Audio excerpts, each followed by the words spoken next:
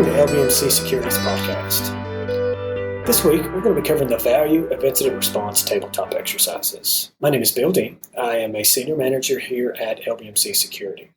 While I'm involved in different types of security services that we provide, I'm also the practice lead for incident response, digital forensics, and litigation support practice.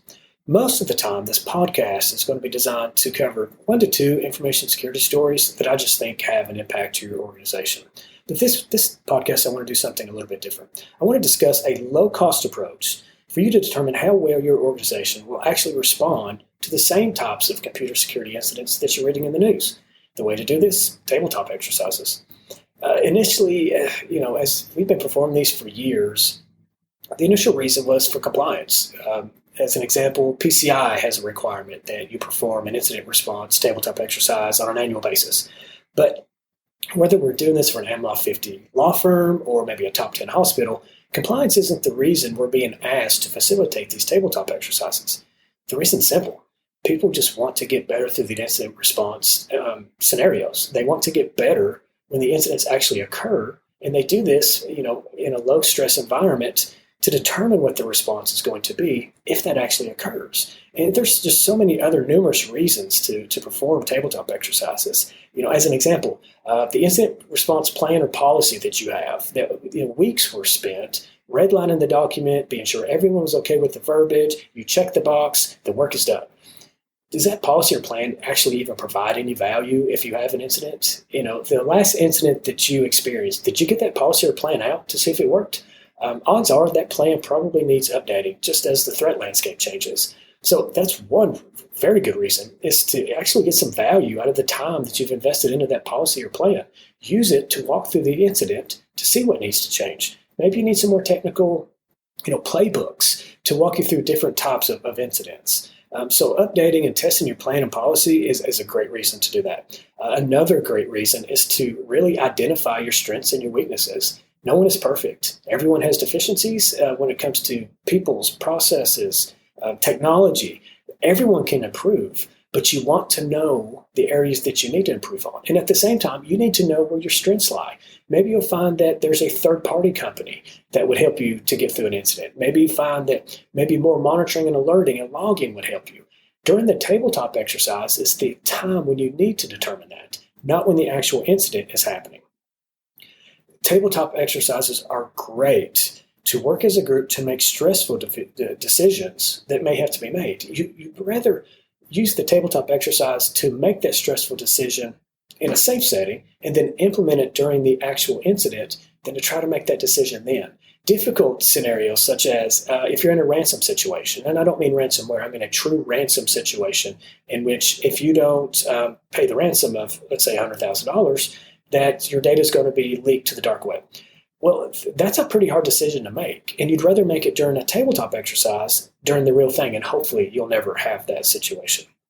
But sometimes I'm surprised, and the groups that I'm facilitating are surprised as to the decision that they actually make based on input from others. One great value to this is for everyone to see the visibility into how encompassing a security incident now is. As we see in the news, and as you've probably experienced, an incident, this isn't 2002 anymore. A computer security incident isn't an IT issue. It's an organization issue, and there's a lot of moving parts to this. Whether it's executives and senior managers, inside counsel, outside counsel, human resources, PR, if there's some type of actual breach, third-party service providers, even third-party vendors are all part of this incident response team. And understanding the role that everyone plays is very important. And figuring this out during the tabletop exercise is much better than having to figure it out during, an actual incident. So that's some real good reasons to perform a tabletop exercise. And again, this is a low-cost way to do this. It may be 2 hours. You do it between 11 and 1, and do it over lunch. So your investment is some opportunity cost of people being in the meeting. It may be lunch, but the value that you're going to get from that far supersedes the investment that you're going to be making. So let's kind of talk about designing the actual tabletop exercises. When I first started doing this years ago, I would start with the scenario. It's a ransomware, or it's the FBI has showed up and has notified you that you are leaking data to a nation state. And while those are viable options, what I've found over the past couple of years is that if you start with the goals and objectives of the exercise, everything is going to work out much better. So for instance, we want to be sure that we properly categorize the severity of this incident and be sure that we take the proper steps. We want to see if people will actually follow the plan. We want to determine whether or not there's some deficiencies with our logging or maybe our monitoring. We want to be sure that communications is going to occur as we want. And so that's what you want to start with, and then design your scenario around that. So in the show notes, I'm going to give some examples of, lots of scenarios. One, for instance, would be from Department of Homeland Security surrounding healthcare. Another one from High Trust about healthcare. State of Michigan has some good ones for utility industry that we work a lot in.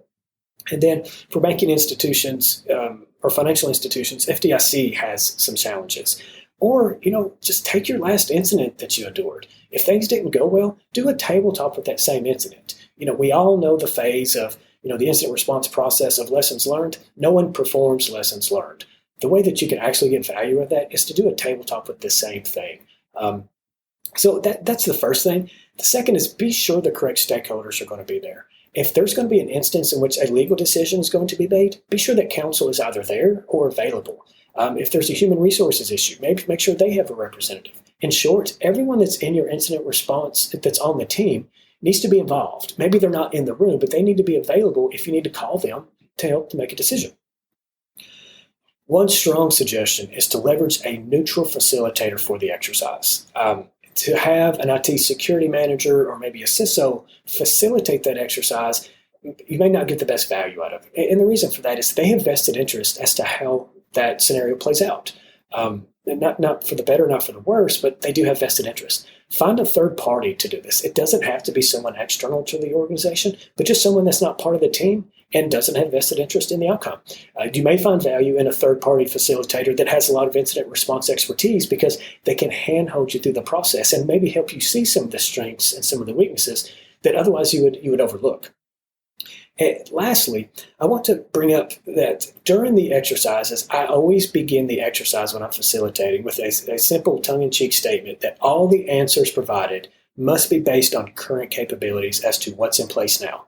Not something that you're budgeting for next year, not something that you're doing a POC on. You may have pixie dust in 2 weeks. During the exercise, you don't. So you have to answer the questions and play out the scenario based on what you have the capabilities, the skills, and the people that are currently there. So that's a quick overview on the value of tabletop exercises. I assure you, spend the 2 hours, bring in lunch, get your team together, design the plan. You'll see the value of this. So some upcoming speaking engagements from LBMC Security. Drew Hendrickson is a shareholder here at LBMC Security. He's going to be giving a webinar on SOC changes and updates on July 27th. I'll provide more information and sign-up information in the show notes. I will actually be speaking on the evolution of ransomware at the C-Scout conference in Baltimore on August 7th. Mark Burnett, another shareholder here at LBMC Security, will be giving his infamous Dear President Trump, Top Ways to Secure the U.S. talk at InfoSec Nashville on September 19th. Again, more details will be in the show notes. So in closing, I really appreciate your time. Thank you for listening. Next week, the irony is I had a different topic for next week, but we're involved in a couple of pretty complex and sophisticated business email compromise scenarios. And right before I recorded this podcast, I had a client reach out in which they've fallen prey to it. So I actually want to talk about business email compromise next week, how it works, some protections you can put into place, and just give an overall understanding as to how it works. And hopefully you'll learn something to help protect your organization from this devastating attack. So to learn more about LBMC Security and the services we provide, please visit lbmcsecurity.com and have a great week.